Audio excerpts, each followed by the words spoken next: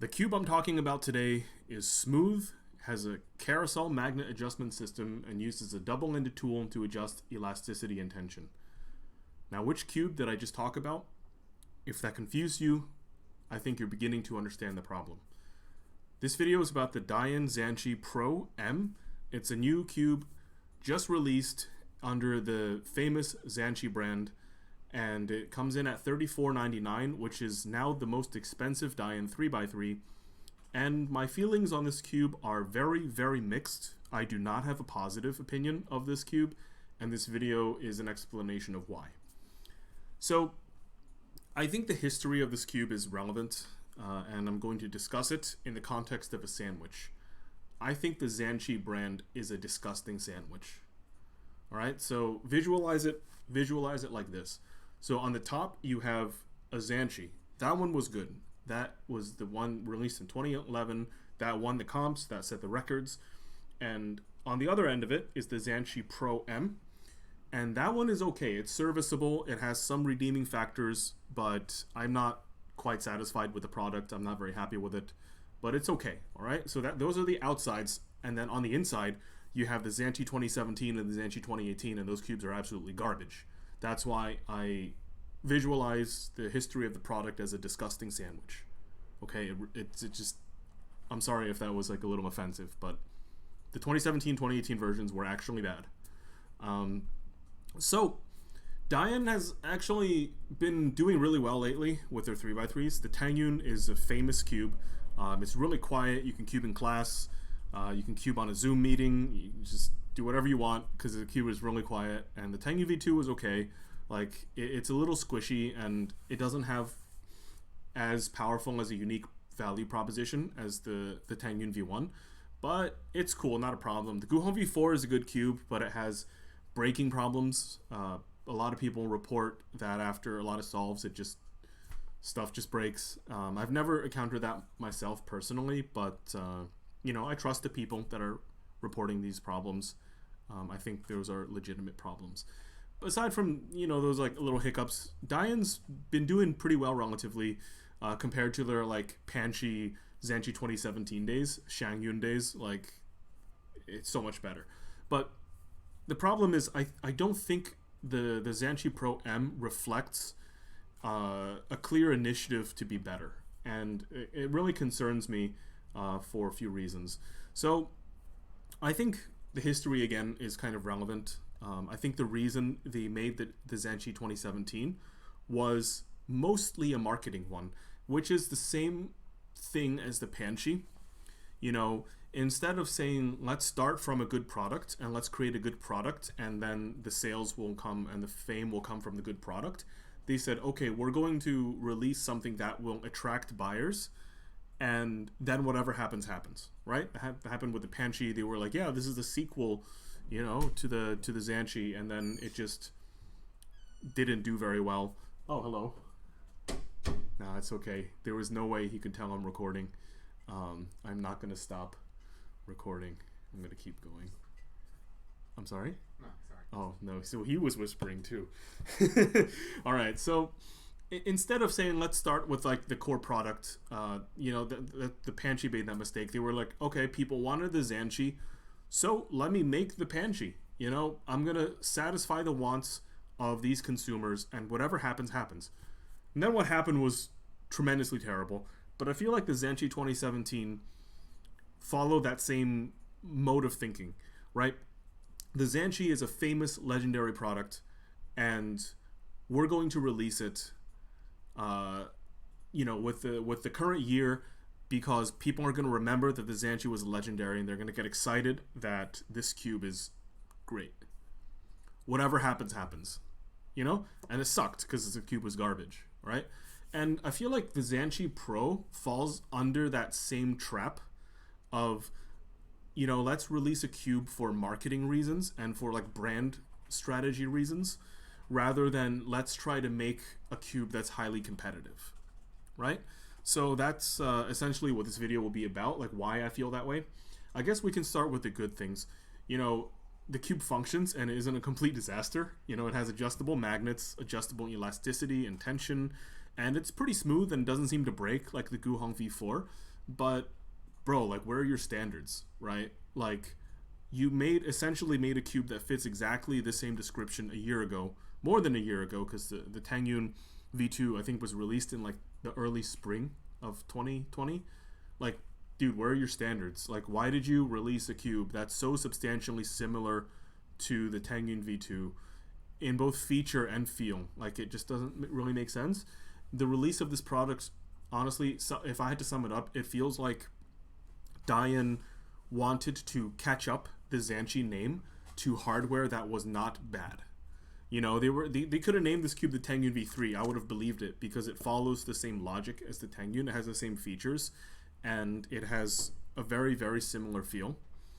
And I think the overall idea was to say, you know, let's just it's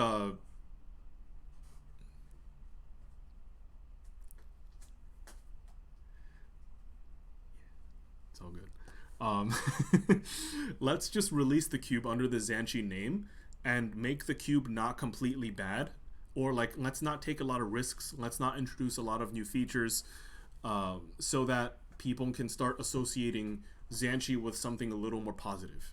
This honestly felt like a method of figuring out how to resurrect the brand and not really let's make a cube that's competitive, right? And the other thing that irks me is the name Pro, like Zhanchi Pro. What is Pro about the cube?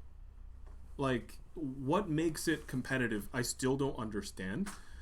The GAN 11M Pro, sure, it has like a name that's kind of like, in the best sense, it's like very confident. In the worst sense, it's like kind of full of itself.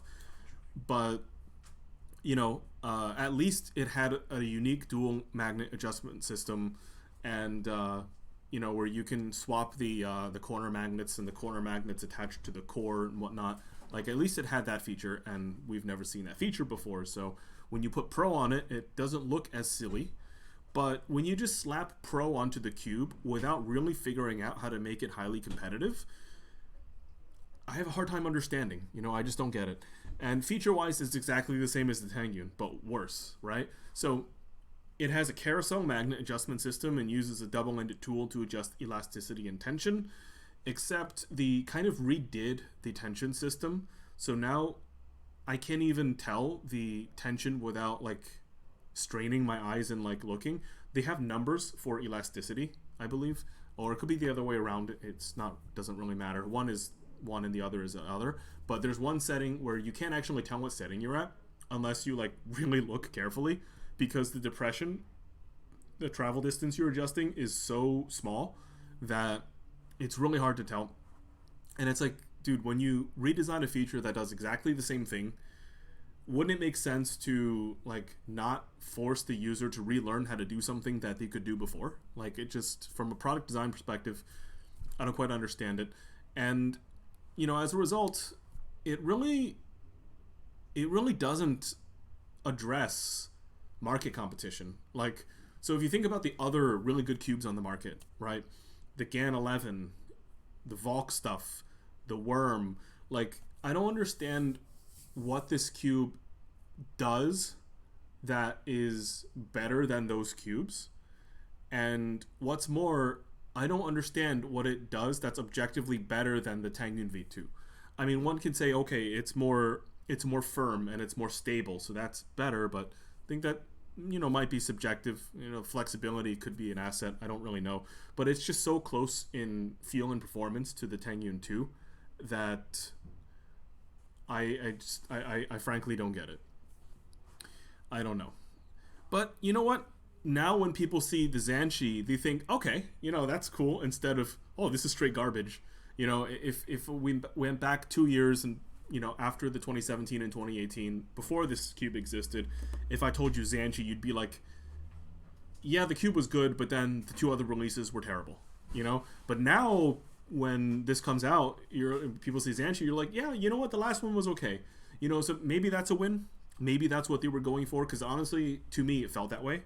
Felt like they were going for an attempt to make the Zhanchi not suck, instead of how do we make the Zhanchi good, because right now I think it's too close to the Tangyun V2.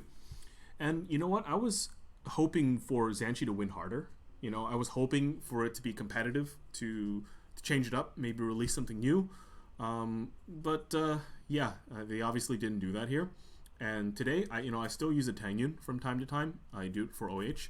I think the Tangyun V1 is Diane's most unique cube, and in the context of unique value proposition, I think the Tangyun is Diane's best product because it's the most unique. The price is the lowest out of its class. The Guhong V4 is I consider in a different category, and it has breakage problems, so I don't consider that as like a reliable speed cube.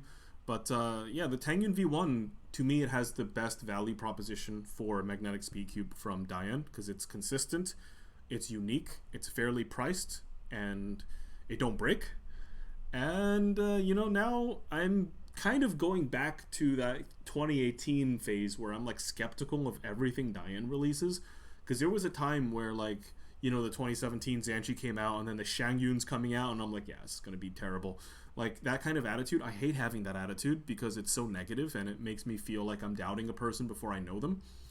But honestly, this makes me feel like no real legitimate attempt was made to make a cube that was better.